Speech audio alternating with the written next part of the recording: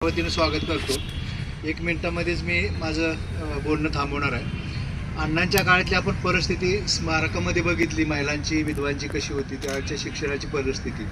आता त्याच्यात कुठलाही भाग राहिलेला नाही, म्हणजे विधवांची तशी अवस्था बिकट नाही, शिक्षणाची मुलींची अवस्था बिकट नाही। परंतु आर्थिकदृष्ट्या अनेक स्तर निर्माण झाल्यामुळं आजही अनेक होतकरू मुली शिक्षणापासून वंचित राहण्याचं प्रमाण ग्रामीण भागामध्ये पाड्यामध्ये आहे। ते प्रमाण शून्यावरती आणण्याचं काम कर्वे संस्था करते।